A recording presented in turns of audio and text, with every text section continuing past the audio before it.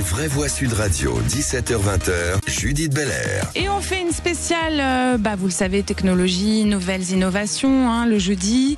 Et alors ce soir, on va parler de l'innovation civile qui équipe les forces du futur. On est avec Albert Schulman, qui est cofondateur de Scale Up Booster, qui est un accélérateur de start-up dans l'IA. Bonsoir pour le troisième jeudi consécutif. Je suis très flatté, bonsoir. Moi de même, que vous veniez. On est aussi avec Antoine Vidaling, qui est fondateur de Skydrone. Bonsoir Antoine. Bonsoir. Bonsoir. Alors, ce soir, on parle donc d'un sujet qui révolutionne déjà les stratégies militaires, l'innovation civile au service de la défense. Avec nous, donc, je viens de le dire, Albert Schulman et vous-même, Antoine Vidaling. Alors vous, Antoine, vous êtes fondateur de Skydrone Robotics, qui conçoit des drones haute technologie à la frontière. Alors, entre les civils et le militaire, elle est où la frontière? Allez-y, Antoine, racontez-nous un peu ça. C'est plutôt que nous, on produit deux drones différents, un pour le marché militaire et un autre pour le marché civil. D'accord, voilà. Donc ça, c'est déjà l'éclaircissement dont on avait besoin. Alors justement, ce qui est intéressant, c'est comment les technologies qui sont pensées au départ pour le monde du civil deviennent en fait de l'intelligence artificielle et des drones qui vont servir aux militaires. Vous êtes parti de ce constat-là? Allô? Oui, pardon, c'est parce qu'il y a un décalage, je suis désolé. Je vous en prie. En tout cas, nous, on fabrique un drone de logistique qui permet de donc transporter des charges et du ravitaillement aux forces d'armée. C'est un sujet qui est déjà traité dans le civil, notamment pour tout ce qui est transport de sang. Et nous, aujourd'hui, on propose donc de ravitailler les forces. Aujourd'hui, je pourrais dire que d'ailleurs, dans les théâtres d'opération, la doctrine a changé à cause ou grâce aux drones. Il se trouve que notamment tous les véhicules aujourd'hui, l'Ukraine a montré qu'un véhicule qui va ravitailler les forces sur le train de combat n'a pas plus que 10 minutes de temps de survie. En fait, elle est assez vite détruite par un drone. Et donc finalement, l'essor des drones en tant que munitions téléopérées change la doctrine, je dirais, d'utilisation de la logistique. Donc dans ce que vous me dites, c'est plutôt le militaire qui influence le civil, là? Non, je pourrais pas rentrer sur le terrain de est-ce que c'est le militaire qui influence le civil ou le civil qui influence le militaire. En tout cas, pour moi, c'est des marchés et des utilisations différentes. D'accord. Alors vous, Albert Schulman, je le rappelle, vous êtes dirigeant et cofondateur de Scale Up Booster, qui est accélérateur de start-up. Le type de start-up que conçoit Andal Vidaling, c'est-à-dire Skydrone Robotics, qui conçoit donc ces drones haute technologie, ça fait partie aussi des fleurons français, bien sûr. En tout cas, on espère que ça va en devenir un, effectivement. Parce que ça fait depuis un certain temps que la plupart des drones utilisés en France ne sont pas français, mais chinois. Ouais. Y compris pour surveiller nos centrales nucléaires, ce que je trouve un petit peu inquiétant. Ouais, bien sûr. Et on est très content de voir, en particulier dans le groupe avec lequel je travaille, Défense Angels, de voir qu'il y a de plus en plus de fabricants de drones français qui adressent des problématiques spécifiques. Font pas du Par général. Exemple. Ce que fait Skydrone, qui est le transport sur champ de bataille, mais aussi dans le domaine civil où ils font des poses de capteurs sur les lignes à haute tension. Donc, ce sont des sujets qui sont très précis pour lesquels il y a un vrai besoin. Or, on n'a pas les moyens en France de faire des choses qui font tout. Ouais, bien sûr. Il vaut mieux aller cibler. Par rapport à la question que vous avez posée tout à l'heure, historiquement, c'est quand même la défense qui a financé une bonne partie des choses. Je rappelle que la Silicon Valley a été créée par la DARPA. C'est vrai qu'on a tendance à l'oublier, ça. Ouais, et donc, alors, peut-être rappeler aux auditeurs ce que c'est la DARPA. Alors, la DARPA, c'est le laboratoire de l'armée américaine qui a créé la Silicon Valley pour des enjeux qui étaient stratégiques, qui a financé. Et il se trouve que nous, j'ai eu l'occasion de travailler dans une autre vie avec deux des laboratoires qui travaillaient le plus avec la DARPA, qui étaient le Palo Alto Research Center, qui appartenait à Xerox, et le Stanford Research Institute, qui étaient deux, on va dire, proxy, qui étaient des intermédiaires entre la DARPA et le civil. D'accord. Et c'est comme ça que ça s'est développé au départ. D'accord. Écoutez, on apprend quelque chose. Alors, vous, Antoine Vidaling, je voudrais savoir si on parle beaucoup de l'IA en termes de potentiel. Vous l'intégrez forcément au drone, l'IA en question. Est-ce que y a des limites dans justement l'intégration de ces technologies dans un contexte aussi sensible que la défense ? Oui, nous on intègre surtout de la puissance de calcul qui permet aux utilisateurs de mettre des couches IA, je dirais, qui sont dédiées selon les use cases. La limite, c'est la décision finale. Aujourd'hui, en tout cas, je pense que c'est la ligne rouge que je crois les pays européens n'ont toujours pas envie de dépasser. Aujourd'hui, l'IA permet d'aller plus vite, de digérer plus d'infos, de prendre de la décision plus rapidement parce qu'elle est capable de digérer beaucoup plus d'informations en même temps que peut le faire un homme. Et donc ça apporte, je dirais, du conseil. Une rapidité, une flexibilité aussi qu'on n'avait peut-être pas forcément avant. Oui, effectivement, ça va aider dans la décision d'agir. Mais aujourd'hui, la frontière, c'est-à-dire la décision de lancer une arme, elle reste quand même dans la main de l'humain. Donc chez Skydrone Robotics, vous créez des drones qui peuvent lancer des armes? Non, aujourd'hui, on ne fait pas de drone létal. D'accord. On fait des drones qui transportent des charges. On est plutôt orienté, je dirais, ravitaillement. Par exemple du ravitaillement dans tout ce qui est médical. D'accord, mais c'est par choix en fait ça, ou c'est parce que pour l'instant c'est pas un univers c'est par choix, donc c'est pas un univers qui vous attire particulièrement de créer des drones létals? Aujourd'hui, c'est vrai que c'est une frontière qu'on n'a pas décidé de passer avec l'équipe. Voilà. Donc c'est bien faire des machines dans la défense qui portent des choses, mais de là à avoir un drone complètement automatique et qui est prêt à tuer des vies, chez Skydrone, c'est une frontière difficile à passer, quoi. C'est quelque chose qui se décide en équipe, je dirais. Albert Schulman, quand on entend que les stratégies, les technologies, elles changent, finalement, on a une société qui est en train de changer complètement de paradigme avec cette intelligence artificielle qui, effectivement, est intégrée au drone, mais à plein d'autres choses, en fait. On est dans une société qui va de plus en plus vite. Ça donne un peu le tournis. Un peu. Ouais. Oui, je pense que ça va de plus en plus vite et qu'aujourd'hui on arrive encore à comprendre. Mais dans la mesure où on commence à voir apparaître un certain antagonisme entre deux grandes puissances, on sait que quand il y a deux personnes ou deux entités qui s'affrontent, ça accélère la qualité du développement, entre guillemets, du développement militaire. De la technologie. Ouais. Et en particulier dans le domaine militaire. On a vu ça pendant la guerre froide. On voit aujourd'hui les drones qui sont en train de devenir le paradigme. En Ukraine, par exemple, je crois qu'il y a 1000 ou 1500 sociétés qui font des drones. Parce que pour le coup, là, ils en ont vraiment besoin. Ouais. Ils en ont un peu besoin au quotidien. Mais en même temps, il y a des technologies qui sont en train de sortir. En Israël, le laser pour dégager les drones. Donc ça veut dire que c'est une course qui ne peut pas s'arrêter. Et alors, on a envie de se dire, jusqu'où ça va aller? Est-ce qu'il y a une limite à un moment donné ou pas?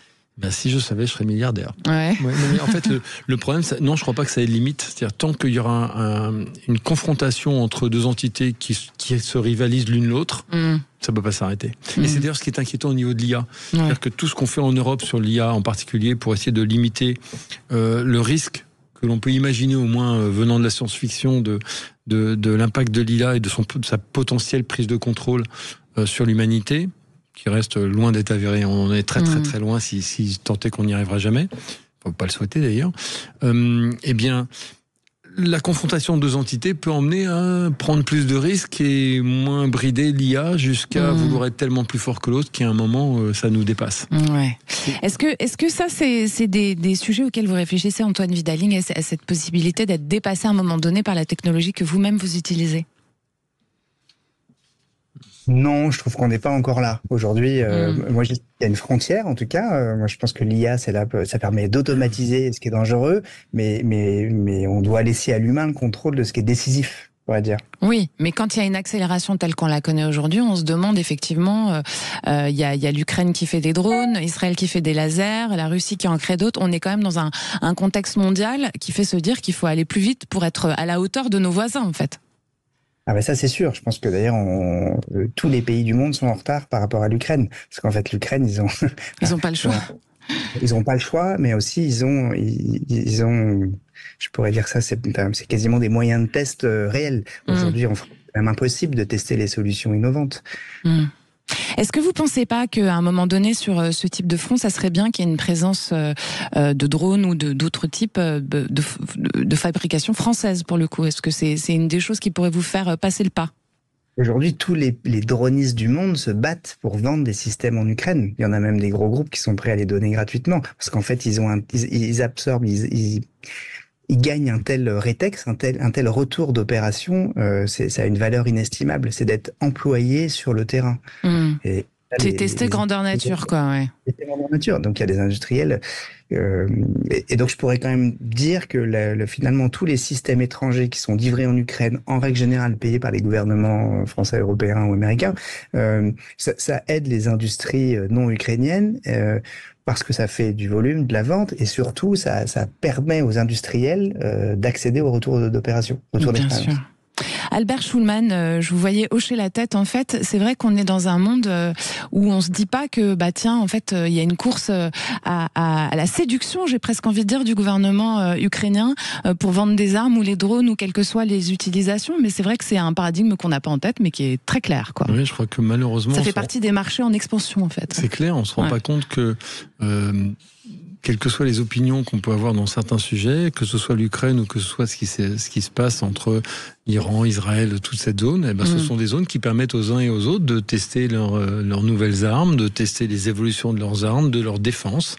Parce que à chaque fois que quelqu'un développe une arme, il y a quelqu'un qui développe un système de défense pour pas que ça puisse agir. Donc, et puis il faut pas oublier que malgré tout ce côté négatif, parce que c'est quand même violent, c'est de la guerre, voilà.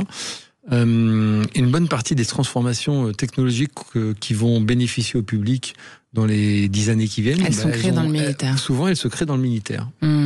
Alors que j'avais tendance à penser l'inverse, vous voyez. Moi, je pensais que c'était du civil au militaire, mais en fait, c'est plutôt dans l'autre sens, quoi. C'est pas si binaire. Ok, c'est très intéressant cet échange, messieurs. Vous restez avec nous. Je vous rappelle qu'on est avec Albert Schulman, qui est cofondateur de Scale Up Booster, et puis Antoine Vidaling, fondateur de Skydrone. On va rentrer un petit peu plus dans la technologie de vos drones, Antoine. Vous, les auditeurs, vous restez avec nous. À tout de suite. Les vraies voix Sud Radio, 17h-20h, Judith Belair. Allez, on se concentre sur un pilier technologique majeur de nos forces du futur et du présent, d'ailleurs, les drones, ce soir. On est avec Albert Schulman, qui est cofondateur de Scale Up Booster, et puis Antoine Vidaling, qui est fondateur de Skydrone. Alors justement, ces drones, ils ont été... Alors je voudrais savoir dans quel sens ça a été créé déjà, parce que je voudrais pas dire de bêtises. J'ai commencé par dire tout à l'heure que c'était du civil au militaire, parce qu'en fait, au départ, ils ont quand même été développés pour des usages commerciaux, mais peut-être que vous allez me contredire, Antoine. C'est vrai que chez nous, on a deux produits assez différents. On a un marché civil où on fait des drones qui ont la capacité de s'accrocher sur les fils électriques pour aller faire des interventions sous tension.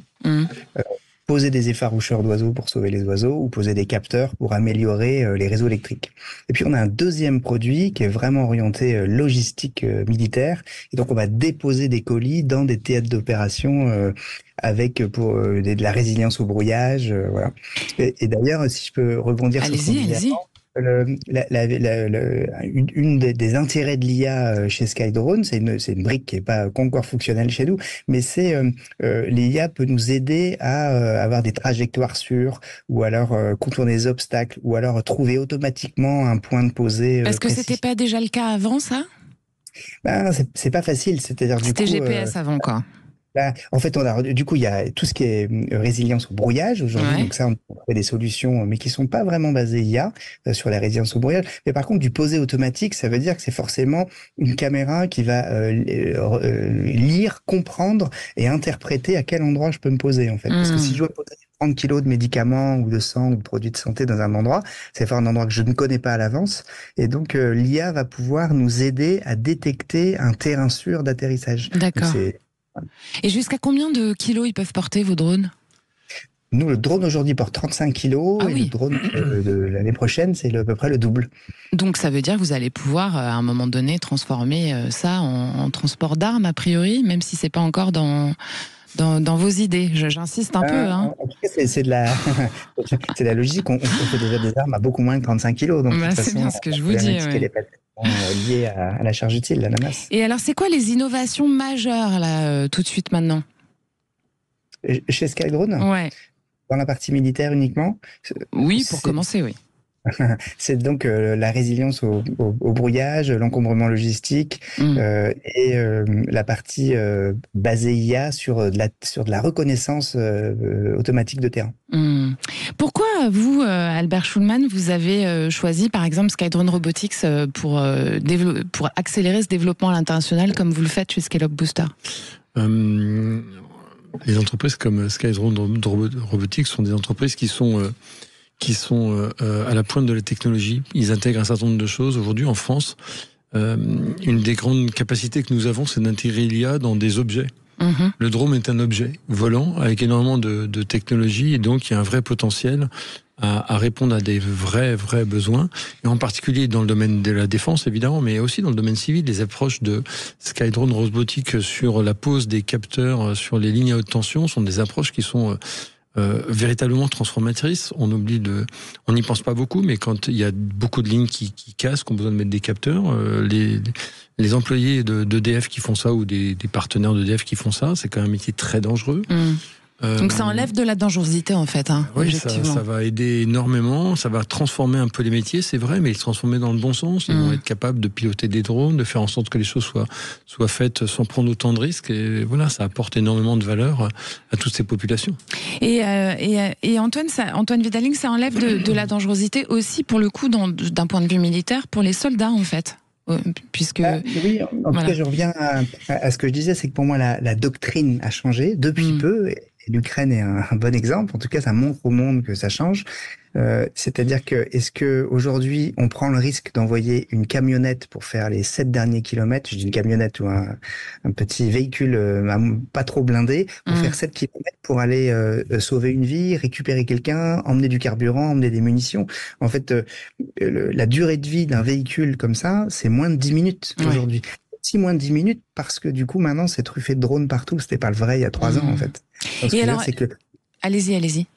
L'augmentation du nombre de drones kamikazes, tout ce qu'on appelle les MTO, munitions téléopérées, fait bouger les lignes et les choses, et du coup augmente la nécessité d'avoir de la logistique par drone. Et alors, vous parlez justement du poids, vous allez pouvoir transporter jusqu'à 60 kilos, on imagine que du coup vous allez pouvoir bientôt transporter des gens aussi.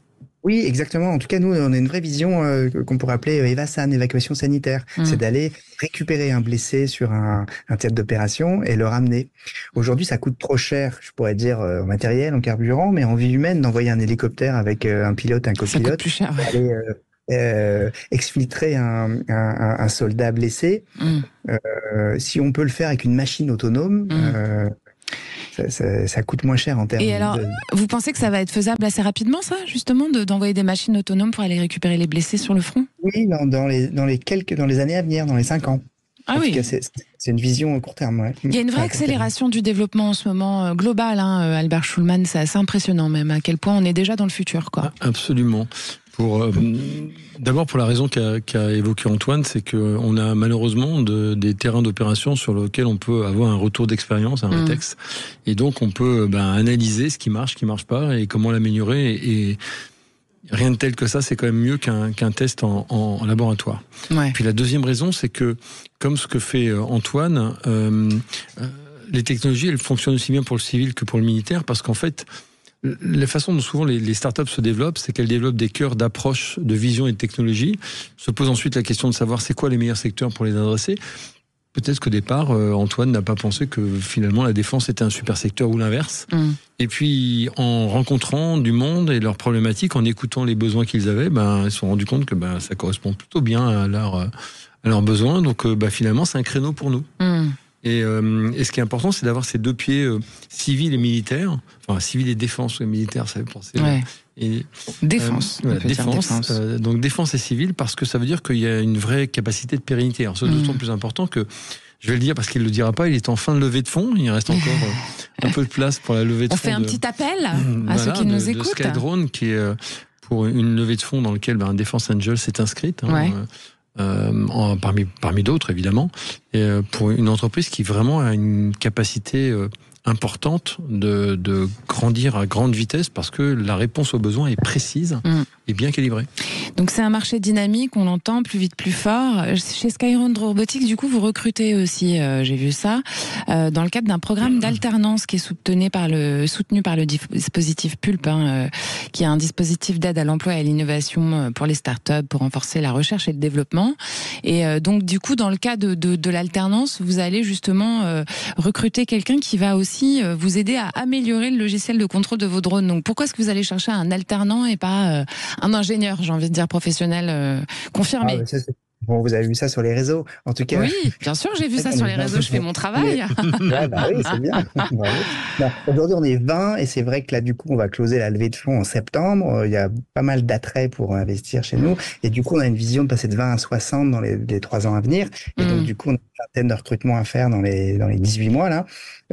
L'alternant, vous avez vu, bah, c'est celui qu'on a recruté il y a 1 an, en tout cas, qui finit sa mission, et donc qui est un aide aux 2 ingénieurs software qui sont là, en fait. Et le but des alternants aussi, puisque comme vous êtes dans un secteur très très sensible, on imagine, c'est de les tester afin de savoir s'ils peuvent intégrer votre équipe ensuite. Oui, ça c'est vrai qu'on a recruté pas mal de stagiaires dernière année, les 5K qui font 6 mois de stage, et je crois qu'on a recruté 4 depuis 5 ans. Les alternants, c'est pareil. Alors parlons bien, Albert Schulman, puisqu'il est en levée de fonds, notre cher ami Antoine. Combien il manque et c'est combien une levée de fonds pour une entreprise comme ça? Alors, en fait, je suis désolé, mais une levée de fonds, ça dépend du stade où ils sont. Oui. Et là, pour le coup, sur le combien il manque, il n'y a que Antoine qui peut répondre parce que je n'ai pas tous les chiffres. Vous n'êtes pas obligé si vous n'avez pas envie, Antoine. Hein. Ah bah nous, on cherche 1,5 million en equity, et du coup, j'ai proposition d'investissement autour d'1,3 million déjà. D'accord. Il manque 200 000 euros. Oui, donc ça va. Ah oui, non, c'est bien parti. Hein. Oui, c'est presque fini d'ailleurs. C'est facile. Du coup, on va arriver à un stade où du coup, j'aurai plus de propositions d'investissement que de places. Ça, c'est un peu grâce à Scale-up Booster, on imagine. Merci, merci Scale-up Booster. Jusqu'à où vous vous intégrez, vous aidez ces startups à faire leur levée de fonds? Quel est votre rôle? Alors, ça dépend des cas. Pour être très honnête, on n'a pas beaucoup travaillé sur la levée de fonds de Skydrone, parce que quand on les a rencontrés, ils étaient déjà très avancés. On a eu des échanges, mais ça s'arrête là. Ça dépend, il y a des fois où on pilote l'ensemble de la levée de fonds. Parfois, on aide uniquement en apportant des investisseurs. Parfois, on aide uniquement en ramenant un petit peu de bon sens aussi. En travaillant sur les projets, on imagine, pour les cadrer, pour les développer, pour les étayer peut-être. Alors, la spécificité de Scale-up Booster, c'est qu'on aide à lever des fonds que les entreprises qu'on a accompagnées. Donc, c'est qu'on connaît un peu de l'intérieur. Donc, vous maîtrisez déjà très bien, quoi. Bon, j'aurais pas cette prétention, mais en tout cas, on les connaît suffisamment bien pour connaître un peu leurs faiblesses et leurs forces et pouvoir pitcher à leur place. Donc, et c'est important parce que ça veut dire qu'on est capable de. Alors, allez-y, pitchez-moi, non, je ne le ferai pas devant Antoine. Je n'aurais pas cette prétention. Mais puis j'en ai déjà dit des éléments de pitch, j'en ai donné déjà depuis un moment. Je voudrais revenir sur l'histoire de l'alternance. Oui. L'alternance, c'est un très très bon système parce que on a un système global français qui a ses avantages et inconvénients. Pour les startups, l'inconvénient, c'est la difficulté de licencier quelqu'un qui n'est pas compétent. Autant c'est pas gênant dans des grands groupes qui peuvent gérer ça facilement, autant quand on se bat contre des startups américaines qui peuvent se séparer d'une personne en 15 minutes, secondes, le besoin de flexibilité d'une startup pour une question de survie, parce que une startup, c'est j'ai un budget sur une durée limitée, et si je brûle mon budget trop vite, je disparais. Je rappelle que plus de 95% des startups sont mortes au bout de 6 ans. Ah oui, plus de 95%, c'est énorme. On se rend pas compte à quel point c'est énorme, une aventure difficile. Oui, c'est une aventure qui est très difficile. Et donc les entrepreneurs sont de start-up en particulier sont des personnes qui n'ont pas peur de l'aventure, qui ont souvent sacrifié un poste confortable où on partait 3 fois en vacances par an, pour etc. La prise de risque. L'aventure en se disant je crois en ça et je veux vraiment y aller, je veux apporter ma pierre à l'édifice. Mais c'est au prix on part plus en vacances qu'une seule fois quand on part, et puis même quand on est en vacances, on y pense tout le temps, et le téléphone est allumé en permanence. Bon, il n'y en a pas beaucoup qui arrivent à couper le téléphone, ne serait-ce que pendant 3 jours, et c'est une qualité qui est nécessaire. Bien sûr. Ce que sait faire Antoine. Ah, super. Bon, allez, vous restez avec nous, messieurs, Albert Schulman et Antoine Husdaling. On va continuer cet échange extrêmement intéressant dans un instant. Et juste avant, on va retrouver la station multiservice, la station E, et un restaurateur intéressant. C'est votre petit plus des vraies voix de l'innovation du jeudi. À tout de suite. Les vraies voix Sud Radio, 17h-20h, Judith Belair. Allez, c'est le temps, et il est temps de faire un petit détour par Angoulême à Niort. C'est parti. Sud Radio, station multiservice. Vous est présenté par les bornes électriques Station E et son badge universel pour des usagers libres et heureux. Informations et conditions sur station avec un s-e.com. Les stations E et Eric Magnette, qui est propriétaire de plusieurs restaurants, dont des Buffalo Grill à Angoulême à Niort. Bonsoir Eric, bienvenue. Bonsoir à vous. Alors Eric, vous avez constaté une augmentation de véhicules électrifiés sur vos parkings. Quelles sont les raisons selon vous qui poussent vos clients à changer de véhicule ? Alors je pense qu'il y a une partie, c'est par volonté. Ouais. Et puis je pense qu'il y a une autre partie, c'est par obligation. Je parle des chefs d'entreprise qui, pour une raison de fiscalité, ont été obligés de prendre des véhicules hybrides plutôt que des véhicules gasoil ou essence. De fiscalité et puis d'amende potentielle sur les véhicules thermiques en fait. Hein. Bah c'est surtout une fiscalité qui est devenue, je le disais à l'autre personne, outrancière, parce que maintenant les malus écologiques sont terribles quand on veut s'acheter une voiture purement essence et avec un peu de puissance. Ouais. Et vous, Eric Magnette, vous avez une voiture électrique ou pas ? J'ai un hybride aussi, j'ai acheté contraint et forcé, mais... Pourquoi contraint et forcé ? Parce que vous aussi, vous aviez besoin de faire des économies.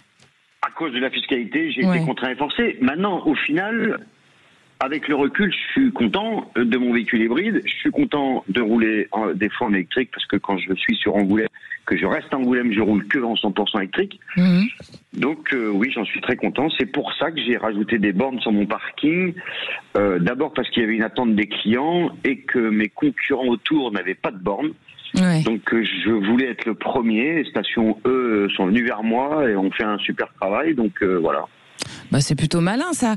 Du coup, vous avez aussi décidé d'accueillir les investissements privés de Station E pour proposer à vos clients ce que vous dites, collaborateurs, des charges rapides au meilleur prix.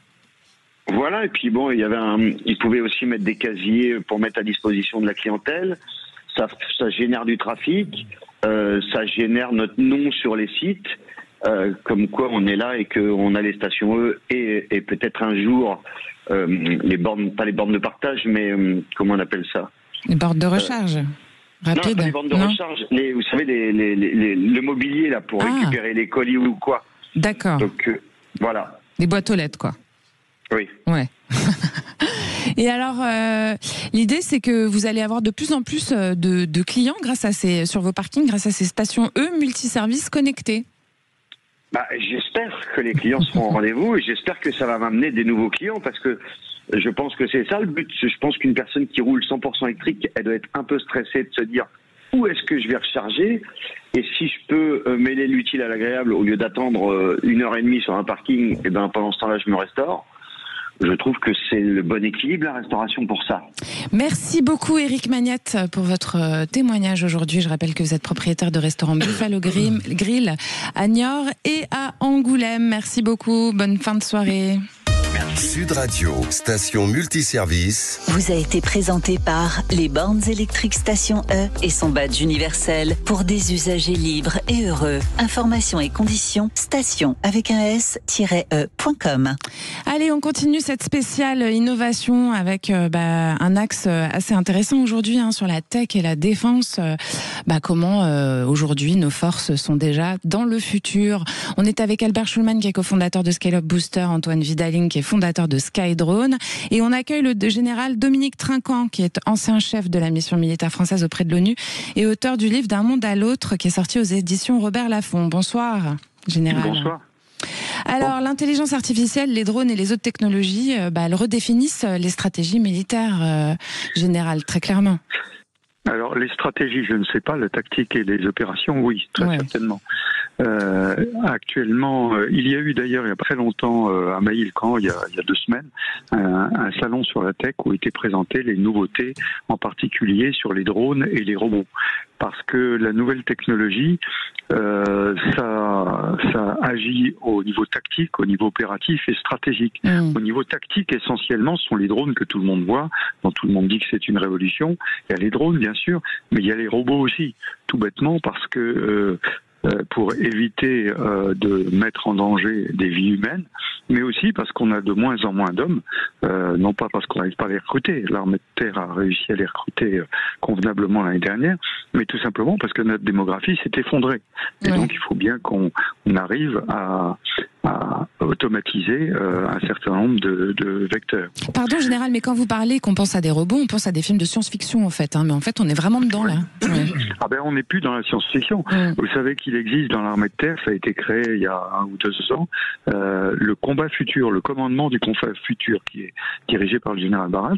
Et son but à lui, c'est d'être dans le futur, c'est-à-dire d'innover rapidement, de produire rapidement. C'est pourquoi ça que la section technique de l'armée de terre est rattachée à ce commandement, de façon à aller très vite et à être capable de produire en grande quantité. Voilà, donc ce que vous nous expliquez, Général, c'est que c'est la mutation technologique, c'est une nouvelle manière de faire la guerre. Il y a des enjeux, alors il y a forcément des enjeux éthiques dans tout ça, et une question qu'on peut se poser sur la manière, justement, où sont les limites, quoi. Oui, alors l'armée française y a répondu d'une façon qui n'a pas été vue par tout le monde comme ça, mais pour l'armée française, il doit toujours y avoir l'homme dans la boucle. C'est-à-dire que finalement, c'est pas la machine qui va décider, c'est l'homme. Et j'en veux pour preuve depuis longtemps, lorsque nous avions des drones en Afrique, eh bien les pilotes de drones n'étaient pas quelque part en France comme le font les Américains ou depuis la Floride vous pilotez des drones en Afghanistan. Nous, les pilotes, étaient sur le terrain et piloter ces drones de façon à être vraiment dans la boucle opérationnelle. Ensuite, vous avez des checklists qui effectivement récapitule tous les sujets éthiques, c'est-à-dire est-ce que je suis sûr, est-ce qu'il y a personne à droite, personne à gauche, est-ce que je ne me trompe pas, etc. Et on doit répondre à tous ces éléments de checklist avant, par exemple, de lancer un missile à partir d'un drone. Alors, Général, vous avez entendu Antoine Vidaling, qui est fondateur de Skydrone, qui est avec nous ce soir. Il y a vraiment une collaboration entre start-up civiles, en fait, innovantes, et institutions militaires aujourd'hui, on est bien d'accord, hein. Oui, bien sûr, bien sûr. De toute façon, l'innovation va tellement vite. On parle de l'intelligence artificielle, par exemple. Eh bien, elle va tellement vite que elle touche en même temps les secteurs civils et les secteurs militaires. Et je pense que chacun des deux secteurs essaye de prendre le meilleur de l'autre. Qu'est-ce que vous avez à nous dire là-dessus, Antoine Vidaling? Est-ce que vous pensez vraiment que chaque secteur essaye de prendre le meilleur de l'autre? Et finalement, c'est un peu une course contre la montre, tout ça. Ah, il y a un petit décalage, on ne vous entendait pas. Allez-y, recommencez. Allô? Non, je dirais pour répondre au général, c'est vrai que nous, on a vendu des machines à la STAT, en tout cas. C'est donc la section technique de l'armée de terre, qui ont été testées pendant 1 an. D'ailleurs, il s'en découle plutôt une belle évaluation, donc on est content. Ça promet de belles ventes derrière dans d'autres régiments. Et donc sur la question, est-ce que... Oui, je dirais que chacun tire le meilleur, en tout cas, mais il y a quand même des passerelles. C'est-à-dire que du coup... Je pense qu'il y a des belles innovations dans le civil qui servent aux militaires, et il y a l'inverse, il y a des belles innovations dans le militaire qui servent aux civils. Aujourd'hui, je dirais pas qu'il y a une compétition. Bon, je trouve que les deux peuvent avancer quand même ensemble. Albert Schuman, je vous vois hocher de la tête quand vous écoutez Antoine Vidaling. Oui, l'innovation, elle se diffuse partout où elle peut se diffuser. Partout où elle apporte de la valeur, donc civile et militaire, et il vaut mieux faire les deux en même temps parce qu'effectivement l'un apporte l'autre. Mais quand on parle des drones, il y a aussi une chose dont on parle pas souvent, c'est qu'il y a 2 types de drones. Il y a les drones tech, comme ce que fait Antoine, mais sur les champs de bataille, on l'a vu, il y a les drones low cost qui sont venus d'Iran, qui sont venus qui sont faits parfois dans les sous-sols. Exactement. Et on se rend compte que et c'est sûrement là aussi que la guerre devient difficile. Le général pourrait sûrement mieux en parler que moi, parce que c'est un peu plus son métier que le mien, parce qu'il faut à la fois envisager des solutions sophistiquées pour un certain nombre de sujets, mais aussi des solutions très low cost pour être capable de gérer un budget, parce qu'une guerre, c'est aussi un gros budget. Général Trinquant. Oui, tout à fait. Alors, je vais donner un exemple des drones low cost qui est utilisé actuellement sur le territoire dans le conflit entre la Russie et l'Ukraine. La Russie utilise des drones très low cost en masse de façon à saturer l'espace aérien. Et derrière cette saturation arrivent des missiles qui, eux, coûtent très très cher, ont des charges militaires beaucoup plus importantes et atteignent leur cible. Quand un système anti-aérien a 150 drones qui arrivent dans son secteur, il a du mal quand même à... Il n'arrive pas à repérer le missile, quoi. Oui, ou trop tard, ou pas assez bien. Enfin, voilà. Donc généralement c'est les systèmes radars et de répartition des tirs. Et c'est là que, par exemple, l'intelligence artificielle est extrêmement intéressante parce qu'elle identifie probablement beaucoup plus vite et donc permet de discriminer les cibles et d'attribuer les cibles plus facilement au système de tir antiaérien. Antoine Vidaling, pour rebondir sur ce que dit le général Trinquant, ce que vous nous expliquez un petit peu tout à l'heure, c'est vrai que l'IA, elle permet d'accélérer la reconnaissance dans ce type de cas. Par exemple, elle est capable de faire de la classification. Ça, c'est je pense, une grande thématique de l'IA, même moi si je suis pas spécialiste. La classification, c'est qu'elle est capable, à partir de quelques pixels dans une image, de dire si c'est un homme, un chat, un oiseau ou un drone. Donc, ce qui est plus difficile quand on est un humain. Drones, un swarm, ce qu'on appelle un swarm, c'est un vol en meute, en tout cas de 500 drones. Un humain, il va pas être capable de digérer toutes ces informations. Là, par exemple, je sais qu'il y a un système israélien qui est sorti il y a pas très longtemps de destruction de drones par laser. Donc, il est capable de détruire des drones par laser en une fraction de seconde. Donc, c'est des systèmes qui deviennent compétitifs parce que du coup, il y a maintenant des swarms de drones qui attaquent. Oui. Vous en entendez parler, vous, Général, évidemment, de ces nouvelles technologies qui se développent et qui se font un peu la course l'une contre l'autre pour récupérer les marchés, en fait, de la guerre, objectivement. Oui, ça, écoutez, malheureusement, bien sûr, la guerre est un laboratoire extraordinaire pour les armements. Et là, on voit que avec l'accélération, si vous voulez, depuis la guerre en Ukraine qui a démarré il y a 3 ans, il y a des innovations incroyables qui ont été mises en place et qui effectivement cherchent avant tout.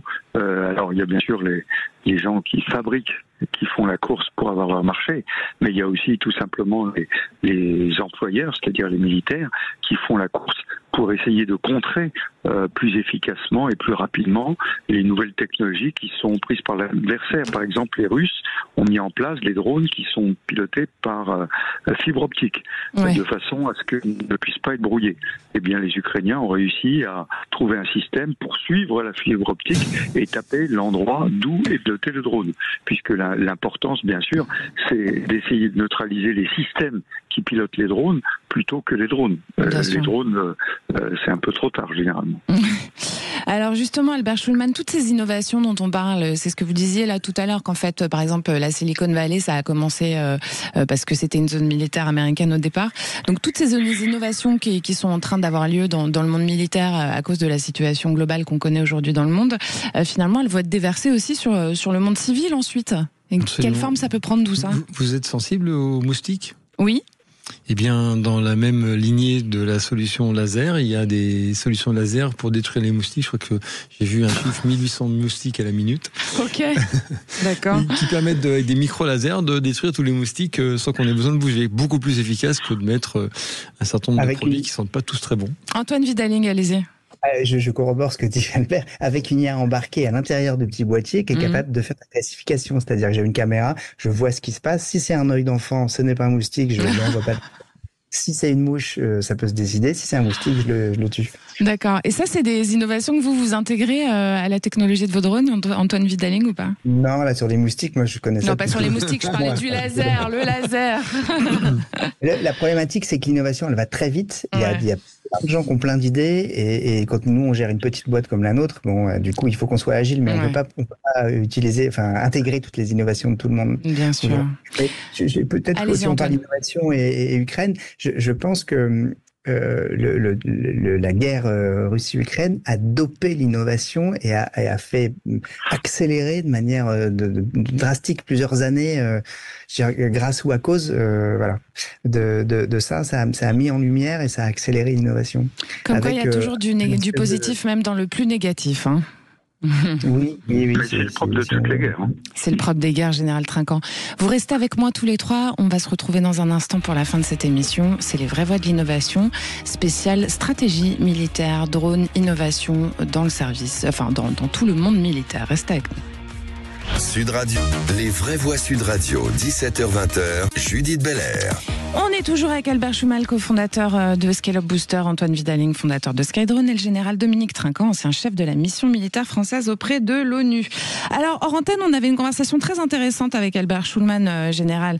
Il m'expliquait qu'en fait, il y a l'Allemagne, on croit que c'est à peu près ça le chiffre, donc je voudrais pas me tromper, mais il y a l'Allemagne qui a annoncé un investissement de 350 milliards dans l'industrie de la défense. Nous, on en est à peine à parler de 65 milliards. Bon, comment ça se fait là ? Écoutez, je ne vais pas vous décrire la situation catastrophique de la France. Hein. Oui, non, c'est sûr. C'est la seule. Ça n'a rien à voir avec le besoin. Ça n'a rien à voir avec les capacités, ça a à voir avec simplement que la France a fait des choix financiers qui l'amènent dans la situation aujourd'hui où elle n'est plus capable de payer. Voilà. Alors maintenant, derrière ça, il faut voir autre chose. Vous allez mettre des milliards, c'est très très bien, il faut avoir des soldats aussi derrière, je vous en parlais tout à l'heure. Ça permet de recruter aussi 350 milliards dans la défense. Ouais. Pas vraiment. Oula. Mais attendez, l'Allemagne, on a pendant des décennies fait des pacifistes. Oui. Alors vous me direz que depuis entre 40 et 45, on aurait bien souhaité qu'ils soient pacifistes. Oui, ça c'est sûr. Aujourd'hui, ils le sont. Ils le sont.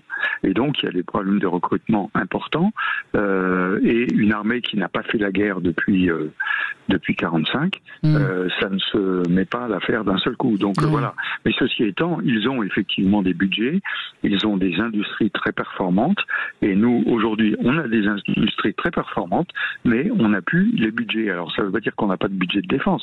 La loi de programmation militaire française a commencé, il y en a une qui a commencé en 2017. Les Allemands ont commencé il y a juste un an à mettre de l'argent. Oui. Donc nous, on avait pris un peu d'avance. Mais voilà, aujourd'hui, il va y avoir des choix importants. Le Premier ministre en a déjà parlé. Le président en a parlé également. On verra ce qui se passe à l'automne. Mais voilà, il y a des réactions politiques françaises qui m'inquiètent beaucoup sur ces sujets. Albert Schuman, pour en revenir très rapidement sur cet investissement sur le budget défense, la France, elle n'annonce que 65 milliards, mais a priori, on ne sait pas où on va les trouver, quoi. Je ne ferai pas de commentaire sur d'où vient l'argent et ce qu'on peut encore lever. Quand on est très endetté comme on l'est, eh bien, ça limite un tout petit peu la capacité à faire.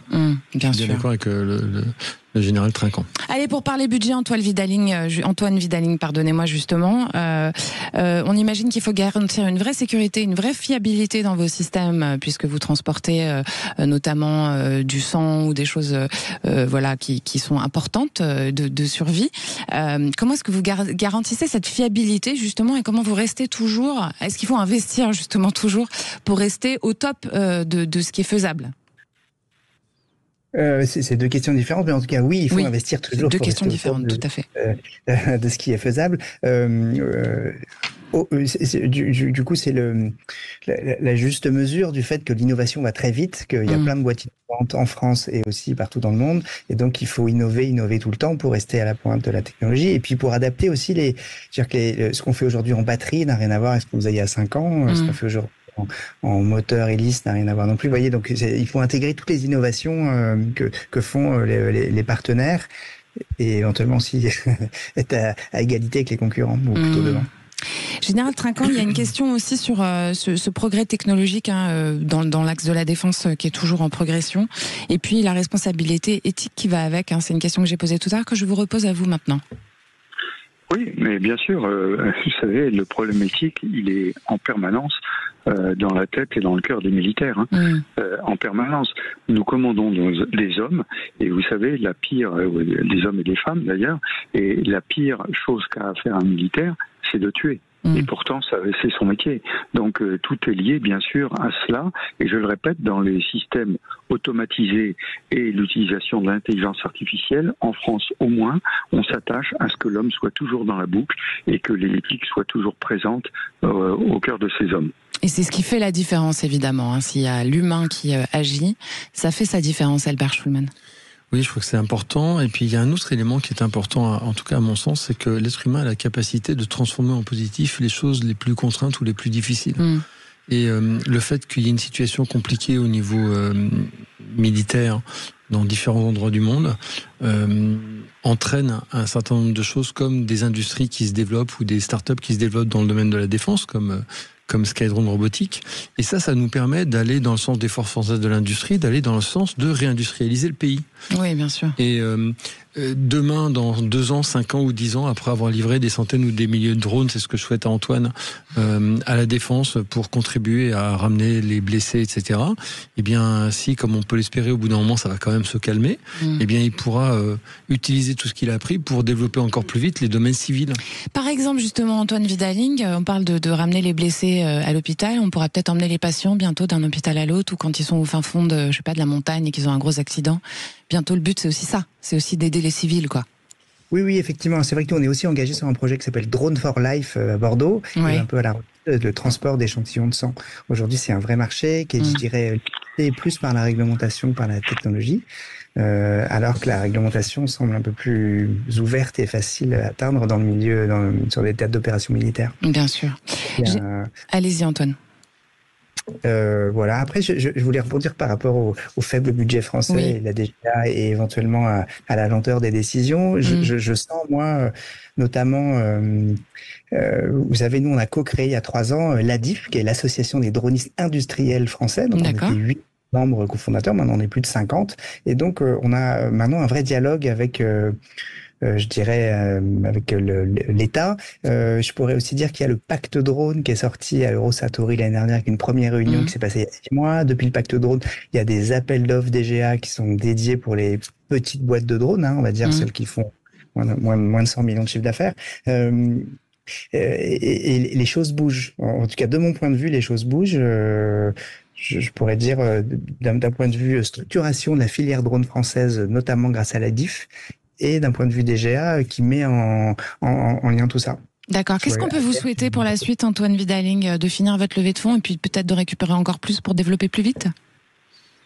Oui, en tout cas, ce qu'on peut, merci en tout cas de souhaiter ça, mais c'est vrai que finir la levée de fonds et puis pouvoir enfin livrer des machines, monter en puissance, je pourrais dire de mettre aux yeux du monde le fait que les drones qu'on propose soient vraiment efficaces et utiles. Général Trinquant, qu'est-ce que vous auriez à nous dire pour finir cette émission justement sur cette nouvelle technologie, ce nouveau monde de la défense qui est en train d'arriver et qui est déjà là finalement dans notre univers ?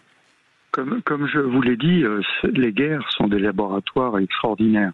Et lorsque vous regardez depuis, pour prendre simple, Première Guerre mondiale, Deuxième Guerre mondiale, il y a eu des découvertes absolument extraordinaires. Les radars pendant la Deuxième Guerre mondiale, par exemple, les avions qui ont extraordinairement progressé. Donc il y a beaucoup d'innovations qui sont faites au moment où il y a une guerre, avec une accélération parce qu'il y a une nécessité absolue d'aller très vite, qui pourront servir aussi dans le cadre de l'utilisation civile après. Et puis j'entendais parler de l'industrialisation tout à l'heure. On dit on va mettre beaucoup d'argent dans la défense, mais il ne faut pas oublier que quand on met 1 euro pour produire, en fait ça produit 1,2 à 1,7 euros, parce que naturellement ce sont des emplois, c'est de l'industrie qui se développe. Voilà, donc on en a besoin aujourd'hui à cause de la dangerosité du monde. Ça n'est pas, je le rappelle, pour faire la guerre, mais pour éviter la guerre. Si tu veux la paix, prépare la guerre, c'est la devise de l'école de guerre en France. Et donc on se réarme, non pas pour faire la guerre, mais pour l'éviter, pour être crédible et dissuasif pour nos éventuels ennemis. Si tu veux la paix, prépare-toi à la guerre. Ça sera vos mots, Général Dominique Trinquant. Et on va finir là-dessus. Je vous remercie pour cette excellente intervention. Je vous remercie, Albert Schulman, pour votre accompagnement tout au long de ces jeudis spécial innovation. Vous êtes cofondateur de Scale Up Booster. Vous êtes accélérateur de start-up dans l'IA et dans d'autres trucs aussi. Bravo, merci pour votre participation. Merci, Antoine Widaling. Je rappelle que vous êtes fondateur de Skydrone Robotics et que ça vaut le détour, pour ceux que ça peut intéresser. C'est skydrone.fr, c'est ça ? Skydrone-robotics. Voilà, -robotics.fr. Merci beaucoup, Général Dominique Trinquant. Je rappelle que vous êtes ancien chef de la mission militaire française auprès de l'ONU et auteur du livre D'un monde à l'autre aux éditions Robert Laffont. Merci à tous, chères auditrices, chers auditeurs. On se retrouve demain à 17h pour les vraies voix de l'été du vendredi. Et puis, on va retrouver aussi tout de suite Laurie Leclerc et du côté des commerces.